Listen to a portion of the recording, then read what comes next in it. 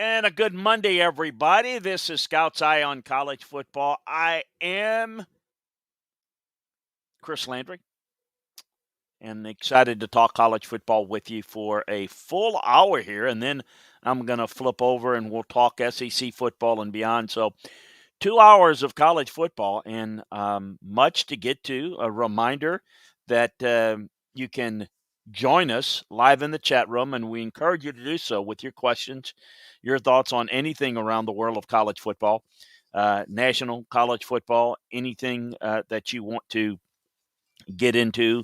We'll absolutely get into it right here. We're going to break down a lot of what happened this week.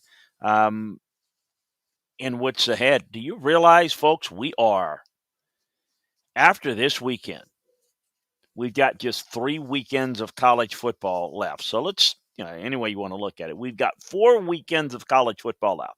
I mean by that, the full 4 weeks of what we consider a normal week, Saturday of college football. Then the following week is the conference championship week, which is not the full-fledged complement of games. Of course, you'll have that weekend. You'll have that final week, conference championship week. We'll have the couple of games on Friday night, Conference USA, Pac-12, and then we'll have Big 12, MAC, Mountain West, Sun Belt, AAC, SEC, ACC, Big Ten. So basically, just 4 weekends left of the full, and then of course the bowl action will come about. So we've got believe it or not, it's just hard to believe as we flip the calendar. Happy November to everyone. Hope you had, if you're into the Halloween-ing, which I am not. I hope you had a good time, whatever you did there. But much to get to today. We've got another coaching opening for those of you that follow us on our conference shows. We talked about this in the Big 12 football and beyond, and the situation going on at TCU and what could be coming. It has come. So we're going to get into that. Bring your questions and your thoughts on anything there. We're going to get into kind of how I see the rankings in college football on film. And then I'm going to tell you how that's probably going to differ from what the initial rankings will come up. But tons to get to. Michigan State with a win, Texas blowing a lead, and the Big Ten West, and on and on. Georgia rolls on, and some issues with Florida and Dan Mullen, and just on and on and on. And we'll get into the TCU opening and give you an update on what's going on at LSU. Whatever, we've got a lot, and give you a reminder about our good friends at Bet MGM. So, want to remind you, too, you can get all the detailed film room breakdowns of all the games over at LandryFootball.com. It's what we do. It's what we have for all the latest news and notes. We've got it all for you. But all the film room breakdowns, college, NFL, we got it for you. To catch our conference shows, very simple. You get all our podcasts, go to LandryFootball.com and get the information over at LandryFootball.com. Where you can find all of our podcasts. Make sure that you get them and subscribe to them and what have you, but it's got all the information right there. So I was trying to think about where to go with it and where to start. I'm going to start on kind of the rankings and where I think that people have a certain interest in certain rankings. They've made it into a TV show to where folks can't wait to watch it. The rankings are not as relevant as they make it out to be, but it is a starting point. It is an indicator of where they'll see them at a certain point. What is bad about it is in their effort to be transparent, which is nothing wrong with that, there's certainly something that we look at and say about rankings. If a team is ranked fifth, well, then as long as they win, they can't go below 5. That's the traditional AP ranking, what have you. It's the old way of doing it, and it's not an accurate way of doing it. It probably should shift. It should go back and forth. Well, why does it go back and forth? That's all they can do is if you're going to look at things, and it's quote unquote called the eye test, and who's doing the eye test, and how does it look, and are people just looking at the points and the point differential and things of that nature? That is, not necessarily the way to do it. I recognize that how a lot of people do it, but it's because maybe they don't see and understand the process as well. So they have judgments based upon how it looked, and maybe they didn't study it as much or don't have a better feel for how to study it. And so you have it. Now, I have a dilemma, and I have some thoughts, and I have some theories about rankings. And for those of you that are somewhat new to my platforms, I've always felt like we went around the wrong way with regard to determining the best teams in college football. Look, people ask me all the time, who are the 4 best teams, or who's in BCS era 2 best. Well, I can tell you who I think looks best on film, but you still have to go out and do it. You can be the best team, but if you don't play the best and you don't earn it, it doesn't matter.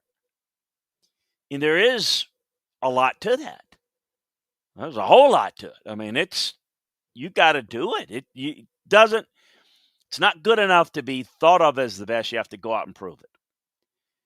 And one of the things that I've always felt like, and I'm going to spend just a brief time on it because we're not going to ever do this, but I always felt like, because you don't know about schedules and you don't know how things are going to play out during the year, that I felt like we should take the season and play it out.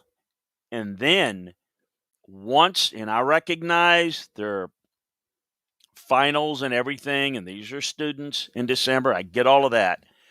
But I believed that we get the season done, and then you have finals basically up to December 15th. And then, basically we have the conference championship games. We go into the finals. You get that done.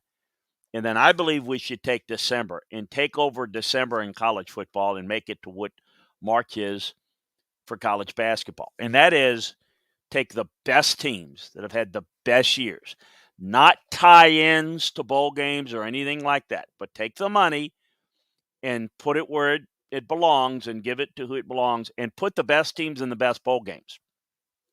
And then pick the 2 best teams or the 4 best teams after January 1st bowl games.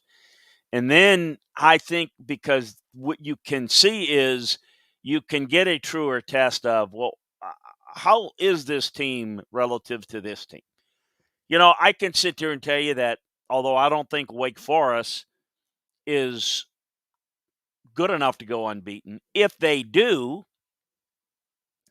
I do think they should have a chance in some form of a bowl to kind of at least prove or disprove who they are. Same thing with Cincinnati, same thing with anybody. You can do it in a bowl game, and I think that could begin to separate. In essence, if you want to know who's better, A&M or Notre Dame at the end of last year, put them in a bowl game and let that determine out.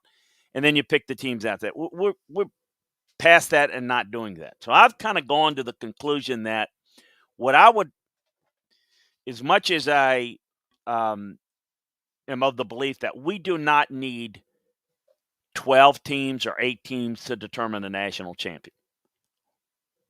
Heck, there are times we don't even need 4. So we do not, I repeat, do not need that many to determine the national champion. However, I am more and more of the belief, since kind of what I've thought in this process is never going to be something that's going to be adopted, What I believe is that we should go to 12. I do think giving people that have used the conference championship as at least an opportunity and a vehicle to get in the tournament, if you will, and then use um, the at-larges for the teams that ranking, to get yourself in a position.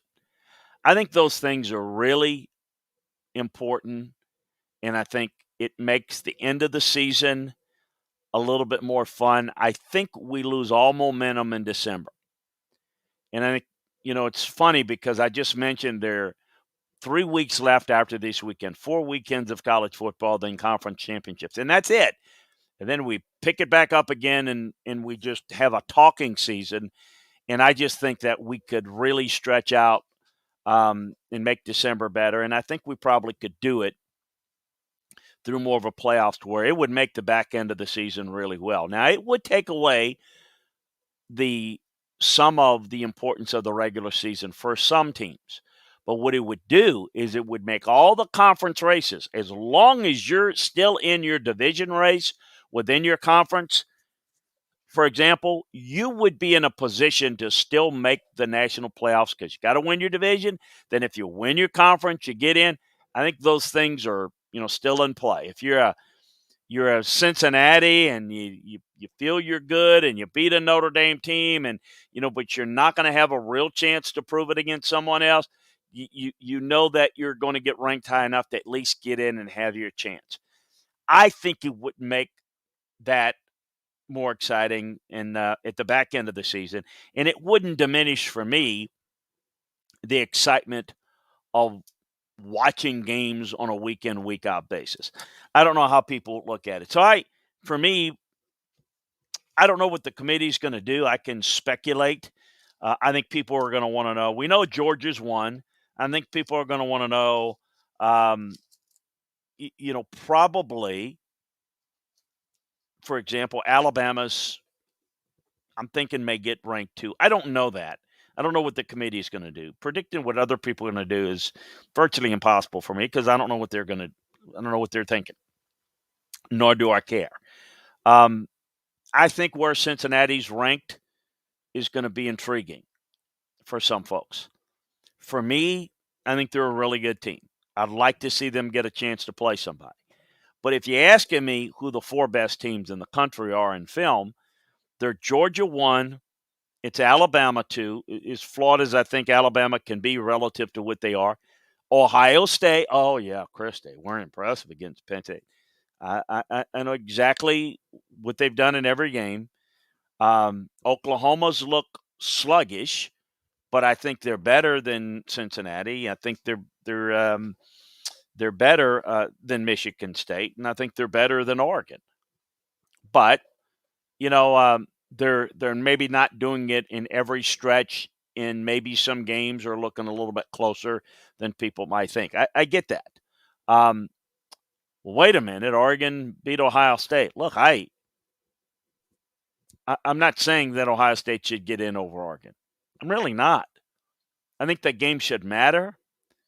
And I think it's a real problem with the system if they don't get in. If you ask me who's better, well, right now on film, Ohio State's better. But if you're going to take the entire season and make it count, the reality is Oregon beat them in Columbus. So I get all of that. So when I tell you, because I'm trying to give you something that's different, predicting what the committee is going to do, who cares? Why would you want to hear me guess what somebody else is going to do when it's just a guess? What I do, I've already said what I would do. Okay, and it's not going to be implemented. So what I can do that's a little bit different is tell you who looks best on film right now, and right now meaning every week during the course of the year. That's how I see it. Georgia, Alabama, Ohio State, Oklahoma, Oregon, Cincinnati, Michigan State. That's not, repeat, that is not how they're going to look tomorrow. Okay, that's just how they look on film. as I study them, and that will change. That will change for me as the games go along. Um, I said last week that I didn't think that as excited as I was for Michigan State, that I didn't think either one of those teams were playoff teams, and I stand by it. After watching it, I thought Michigan outplayed them much of the game and squandered it. And they lost that game in the first half with missed opportunities. I give Michigan State all the credit in the world. I don't think Michigan State's going to beat Ohio State, but if they do, well, then certainly they will have earned it and should get in there. And even if flawed as it may, my opinion of them in the film room, you see if they are able to win that type of game, they're going to look a little bit better inside the film room. So, look, I think it's a lot of interest. I get it, but let's not get overly crazy about where this is the be-all to end-all. Speaking of Michigan State in Michigan, look, I thought this game was decided in the first half. Or in Michigan's case, I thought they controlled the game. I thought they played better than Michigan State. They could not get it done in the red zone. Missed opportunities. It's an offensive inefficiency. They left, basically 12 to 16 points on the board in the first half, on the field in the first half. You can't do that. You keep the drive. I even tweeted it out during the game as I'm breaking it down. Look, this is going to be something that they could regret because they're keeping the door open for Michigan State. And not only are you keeping it open, but you're missing opportunities in the red zone to finish.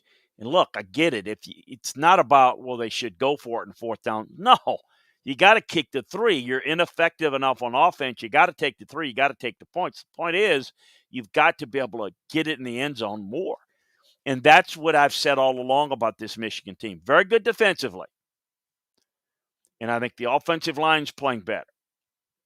They made some plays in the passing game, but they're not enough. Not enough, and they don't threaten you enough at the passing game. And that's where I thought Michigan State might be a little bit better in that regard. Well, Michigan had this game on their racket, so to speak, in the first half and could have basically put it away to where it would have been too far out of the range for Michigan State to come back, and they would have had to get out of their overall run game element.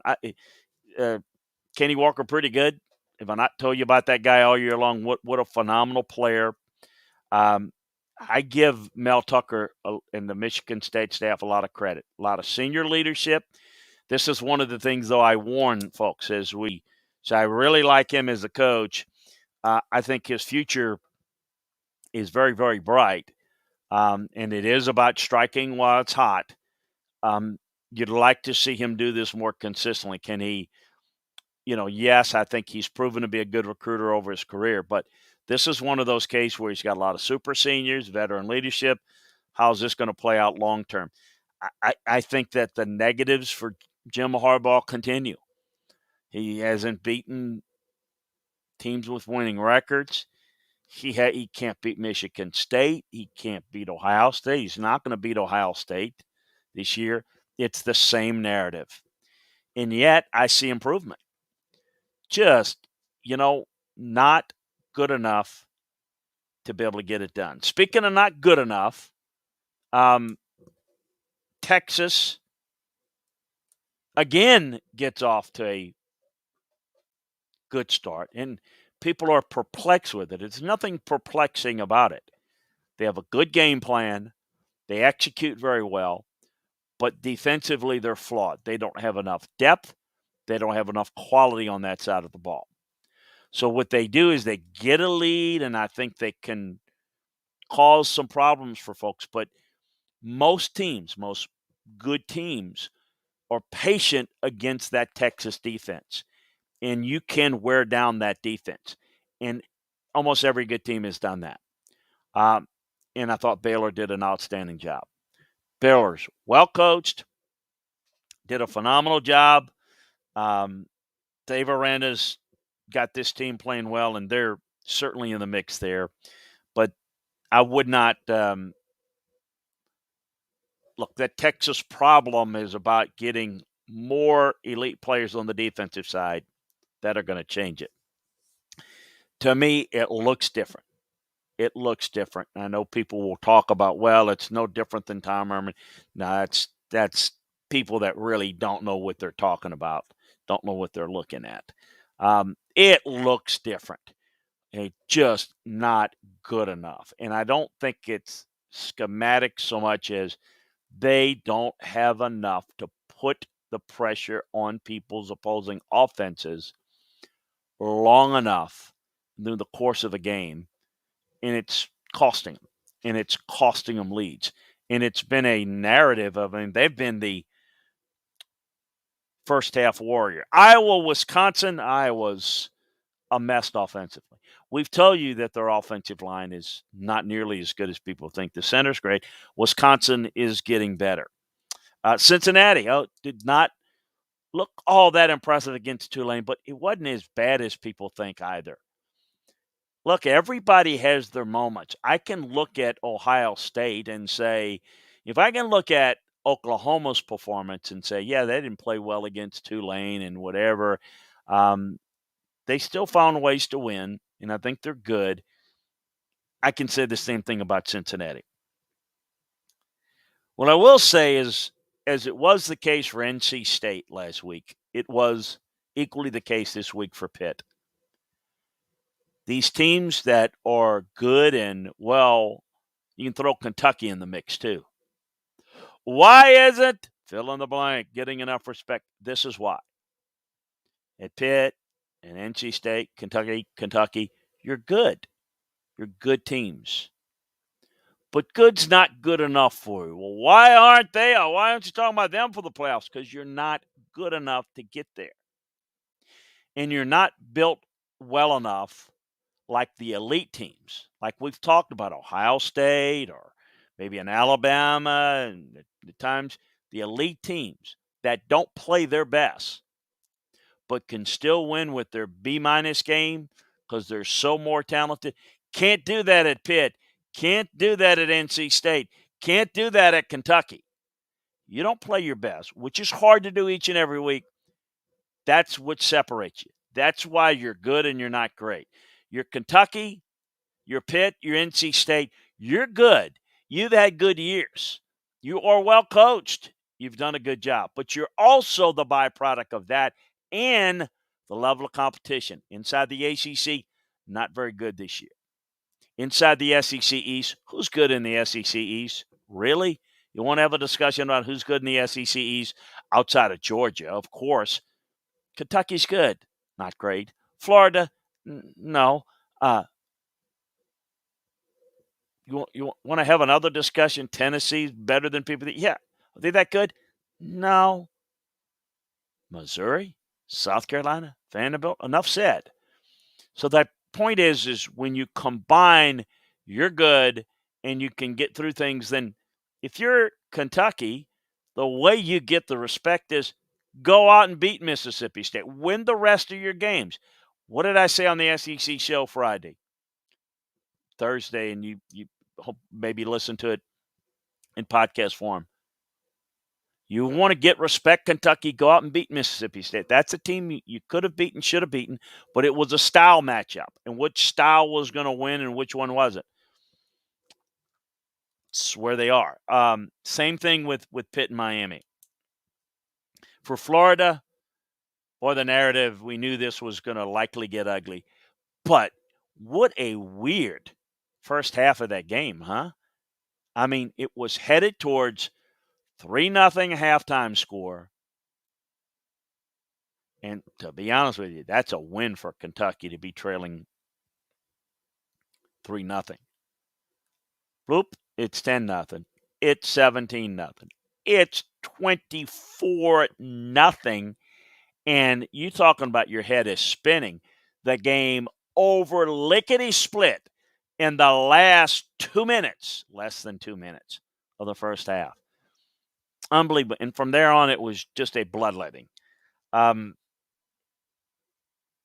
there's a lot of criticism, and we'll get into it next hour with Dan at Florida and comments he's made and how he's dealt with it. He certainly did not do the whole "we're fine and you guys are crazy and we're better than you think" comment after that game. He said we're not good enough and what have you. There's a ton of criticism on the recruiting side. And it's almost as if it was a dagger. Kirby Smart was asked about recruiting at the end of the game, after the game, in the post-game press conference, and he talked about the importance of, hey, it's all about players. You know, we certainly got to do what we can with them, but you win with players. And it's almost as he's the anti-Dan Mullen. And Dan Mullen get asked about recruiting on Monday and didn't want to talk about it. And now, first of all, there's a little bit of the overreaction, always is in the media, because he doesn't want to talk about it doesn't mean that his staff is not recruiting or recruiting hard or he doesn't think it's important. It's just he didn't want to talk about it. But when you throw in the fact that they have not recruited to the anywhere near the level of Georgia, recruited well, but you know, the whole look, we recruit certain players because we're smarter than everybody and we get these guys and we're superior coaches and we're going to do that. That narrative is taking a big time hit. And now it's starting to how the narrative changes. And that narrative and that is a beating of the drive that look, this guy's no better than Jim McElwain. And, you know, it's going to get that way until Dan changed that narrative. And he's had a bad week in recruiting, losing their top two commitments. Not a good week, not a good look. Look out in the Big Ten West. We talked about Iowa and probably out of it, Wisconsin's playing well. How about Minnesota? They are playing good football. They've played very well since it lost to Bowling Green. In the West, Nebraska, it looks as over for Scott Frost as it can. Save for a win the rest of your games, I don't see how he saves his job. I really don't see how he will save his job unless he runs the table, which means beating Ohio State. He can beat Southeast Louisiana, then beat Wisconsin and Iowa. Go 4-0. Get something to, hey, look, we've got to make some substantive changes on the staff, buy him one more year. That's the only thing. Here's why, A, that's not going to happen. They're going to lose 2 or 3 of those final 4 games. And the biggest problem and the biggest reason I think Scott's going to lose his job is that Scott doesn't seem to have any answers from what I understand behind the scenes. That he's not offering up a real solution to fix it. It's not like we'll give him one more year, give him a year without Adrian Martinez. All those things are valid asks, but what's your plan to fix it? The consistent problems on special teams. Can you upgrade things in recruiting? Can you develop a little bit more? I mean, the offensive development issues. Keeping guys bought in, all the guys leaving out. There are a lot of things that are going on that suggest that it's not going well. Don't see a way in which it's going to get better. And here's my solution to fix it. You're not seeing that. You're not hearing that. That's a problem. And that's where I think they're losing a lot of confidence. A reminder, and I see 2 Scoops joining us. Hello. Join us in the chat room if you're out there. We'll take your questions. There's already places, another change taking place with TCU. And Gary Patterson. We mentioned to you last week on the Big 12 show that this was likely coming. I can tell you, in checking into it and verifying it, that this was Gary's Gary's basically said, he's not real comfortable with a lot of how he's been unable to get this team to respond. He's frustrated. I think he's kind of said, look, I need to step away.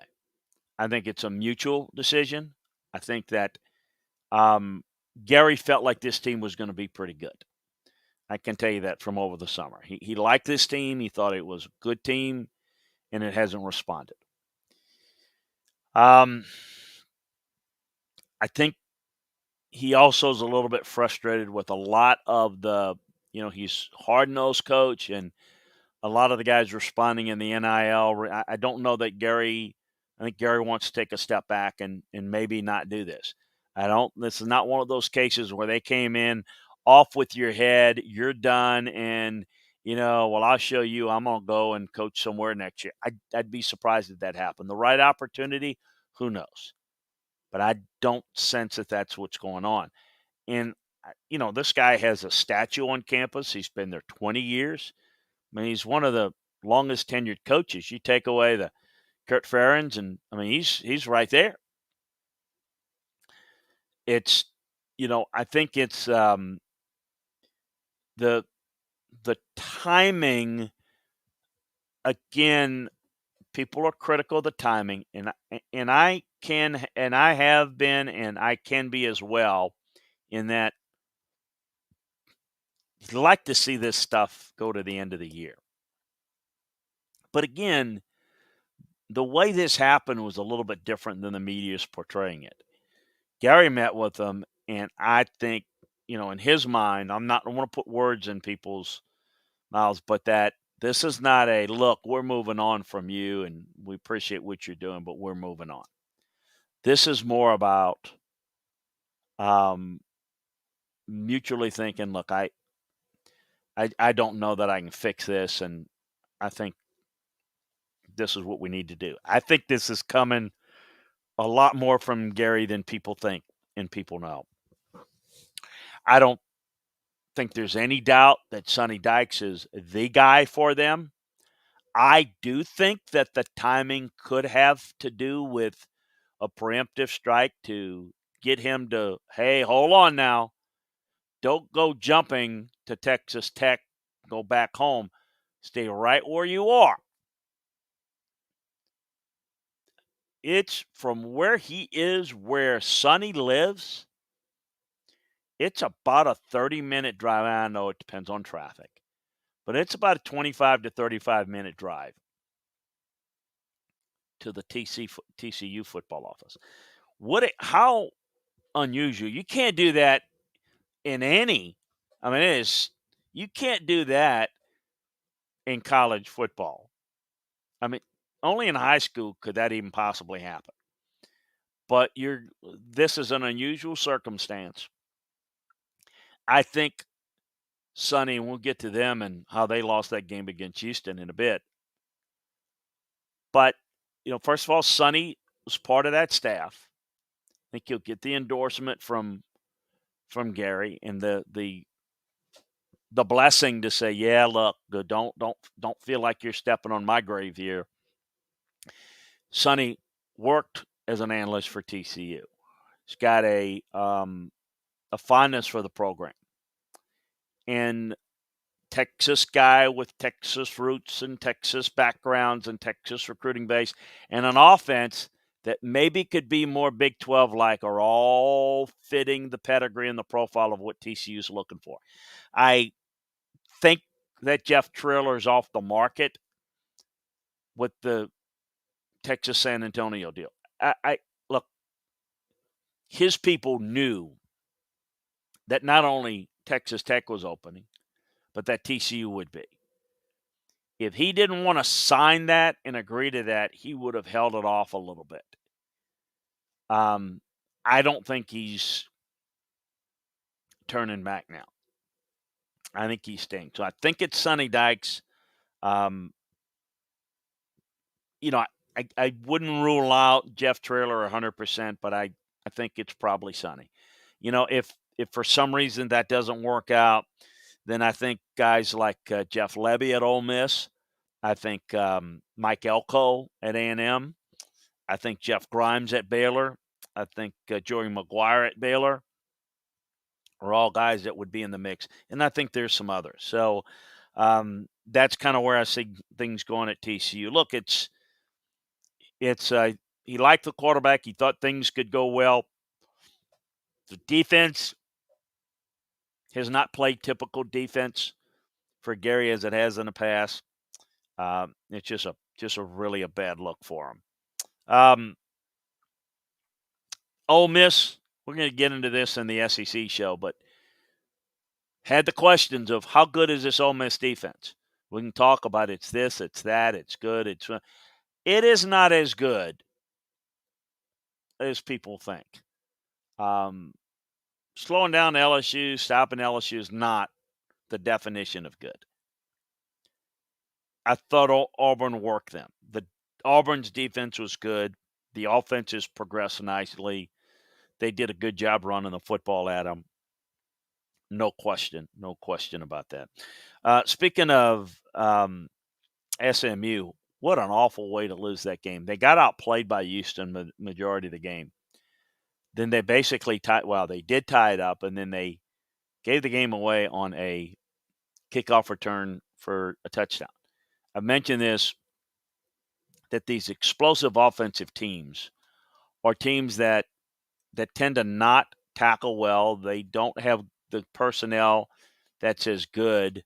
I think this is something that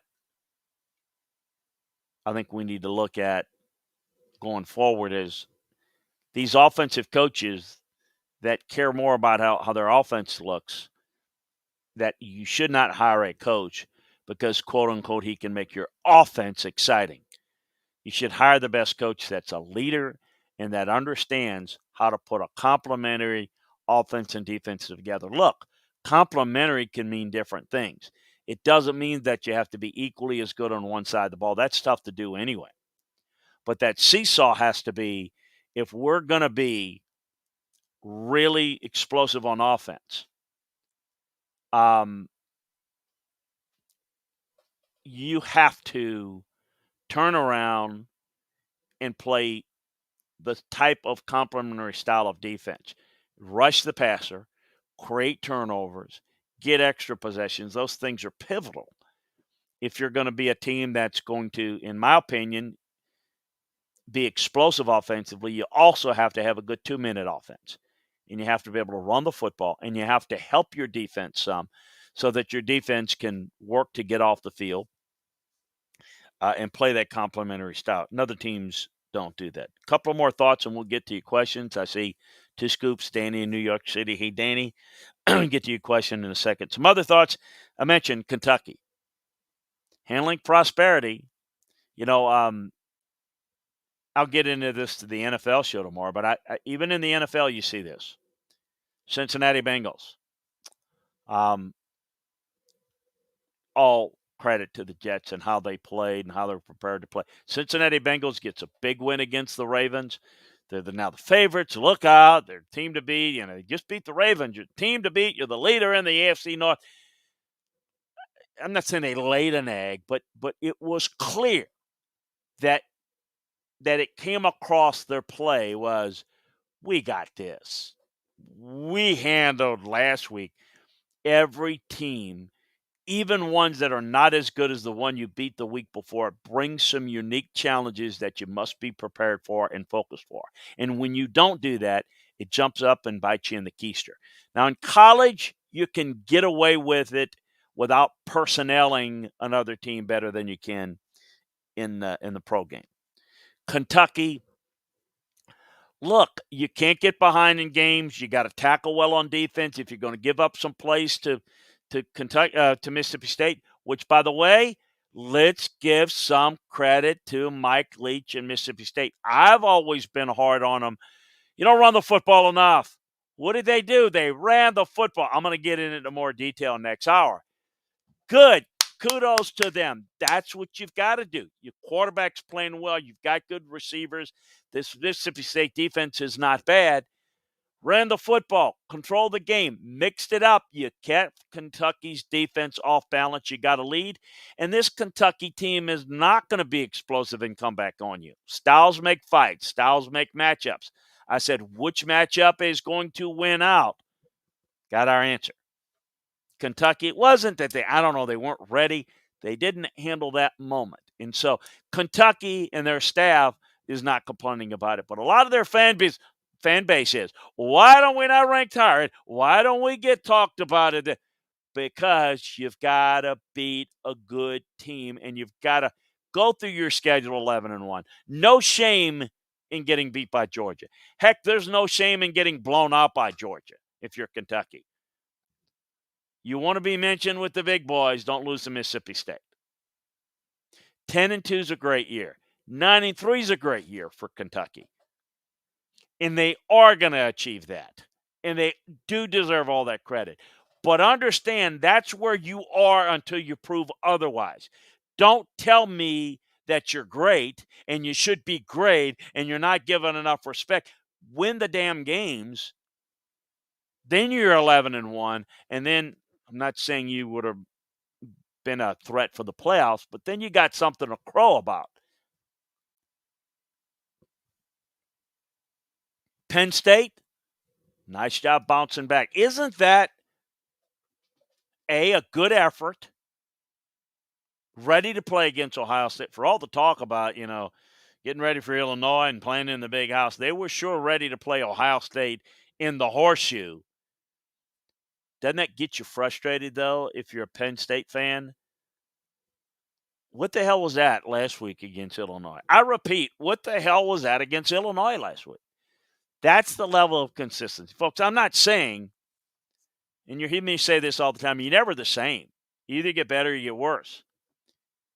The frustrating part is you want to have a team, and there are circumstances that could cause you to get worse that maybe are out of your control. Injuries at quarterback's the key. But if you're Penn State, you shouldn't lose to Illinois.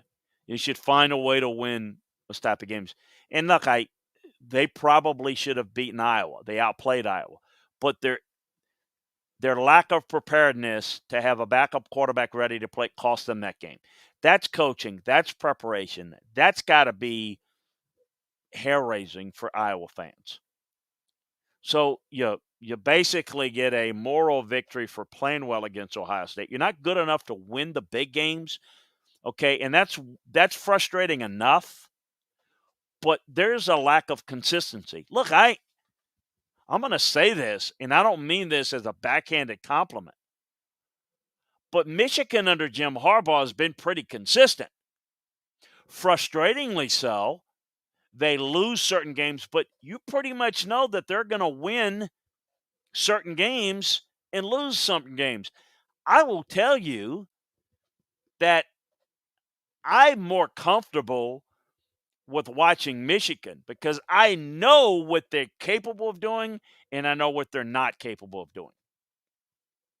And that's more easily fixable than with Penn State. Penn State's a roller coaster. Roller coaster, roller coaster, roller. You don't know what you're going to get. That's a frustrating game. Utah's the team to beat in the Pac-12 South, folks. They got a game lead, but really 2 games in hand with the head-to-head now over UCLA and Arizona State, 2 games ahead of them. With their schedule, they look in really good shape, and that's a team that's pretty consistent. Now, Oregon State beat them a couple of weeks ago. I get that. They're not dominant. They're not great. They're a team they're a Kentucky type, tough, physical, but they're very well coached. They're going to win the South and play Oregon. I don't think they're going to beat them, but that's what I see. I'm going to hand out some game balls and talk to our good friends in the chat room. Looking at the game balls for the weekend, I got to go with Kenneth Walker, my first game ball, Michigan State. Gosh, still trying to figure out, talking to my friends on the Wake Forest staff, how the hell did you let that guy get out? What a really good back. What a good player all year long. He's just been outstanding. I thought the defensive end from Kansas State, Aduzi Ozama, played very, very well this week. Was outstanding in the 31-12 win over TCU that ended up being the final straw for Gary Patterson. I thought Jalen Graham was very good for Purdue at linebacker against Nebraska. I will give my game ball, though, team of the week. I thought about Auburn, and I think they're the team of the week in the SEC, and I think they are a strong candidate nationally, but I'm going to give it to Michigan State. Now, here's the question. If Michigan, and I know Danny has a question about Michigan, we'll get to it in a second. If Michigan is this team that, and they are, under Jim, they lose these type of games, do we want to, I want to give Michigan State and Mel Tucker all the credit that they are due, but does this, are we, and I almost say this rhetorically because the answer is yes. Are we just going a little bit too nuts over Michigan State? Look, I think it's a challenge on the road at Purdue this week, but I think they should win that.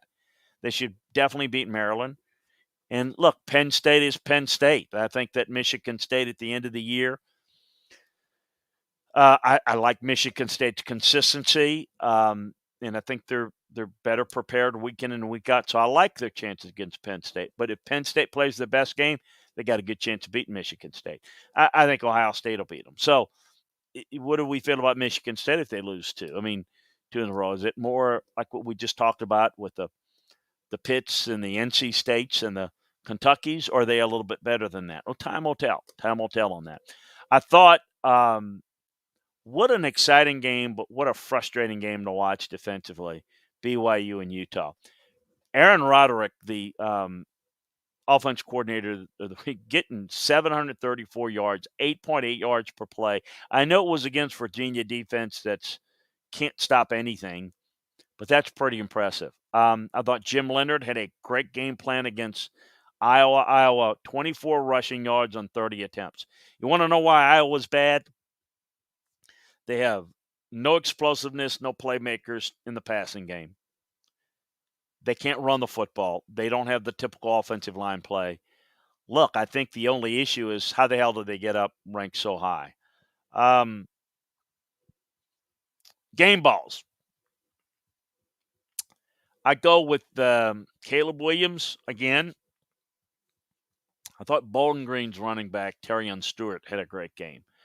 How about Devin Tompkins, the receiver from Utah State, Trey Turner, Virginia Tech receiver, Peyton Hendershot, a bright spot for Indiana, getting a win. Offensive line, Osalini from Utah, Shamaris Gilmore, Georgia State, Nathan Eldridge, the center at Oregon State, Logan Bruss at Wisconsin at right tackle, and Connor Wood at Missouri. Defensively, Jalen Carter was a beast for Georgia, as was Nakobe Dean, by the way. Dion Novell of North Texas, D'Angelo Malone of Western Kentucky, David Ajabu of Michigan played very, very well for the Wolverines. Jalen Graham of Purdue was outstanding. I mentioned Nakobe Dean in the secondary. Tariq Stevenson, Miami playing hard for Manny Diaz. Charles Brantley, the corner for Michigan State. Gia Brown of Penn State. Daniel Isom of Washington State. Caleb Williams kind of wins the Freshman of the Year award. I thought Notre Dame's offensive line, boy, that is a great job by them getting that Notre Dame offensive line. People who don't give that Notre Dame coaching staff, particular Brian Kelly, credit, just don't know football. That team's gotten better and better. And just in terms of how they're improving technique, assignment-wise, that's not the same offensive line, and they're getting a lot out of them. Really, really impressive. Ajabu, I mentioned, was great for Michigan. I thought, that Michigan outplayed Michigan State for the majority of the game. So we'll get into that. This week's top games, it's a soft week in terms of big games, folks. And, like Oregon, Washington is one that I kind of will write down and will put in, but it's really not. Oregon, Washington, for people who don't know, that is, hear me out now, the most physical, nastiest rivalry in the Pac-12, Oregon, Washington. It is a lot like Georgia, Auburn in that close proximity in different states. They recruit a lot against one another, and there's just pure adulterated hate. I don't, with this Washington offense playing like it is, it's not a great game, but it is one of at least intrigued because Oregon is certainly a contender. I am curious to see how Michigan State responds over a big week. I think they're mature enough to go on the road for Purdue to win, but I want to see it. I want to see Kentucky respond to the fast pace of Tennessee's offense. Well, Tennessee get an early lead and make it tough on Kentucky again, or Kentucky, stomp them out pretty quick. Going to be interesting. Mississippi State, Arkansas, another contrast in style that's going to be fun. But the game of the week probably to me is Auburn A&M, and I'm going to get into more next hour for SEC football and beyond. And that I think this is for the second best team inside the West. So that's kind of how I see it. A reminder to check out if you feel like you're the last one out when it comes to sports betting, don't know where to start. Understand where the market is moving, which smart bets are out there, and have some fun listening while you're at it. BetQL Daily, sponsored by FanDuel, is a must-listen show for sports bettors and sports fans alike. They're a great listen. They're fun, informative, very helpful. If you're not sure where to start with sports betting, start with BetAQ Daily, presented by FanDuel. Listen weekdays, 9 a.m. to noon Eastern on Odyssey, Spotify, or on your favorite podcast app.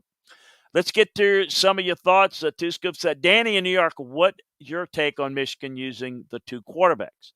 Well, the bottom line is they're trying to get Danny more out of that passing game, more consistency. And I think neither one have taken the bull by the horns. And I think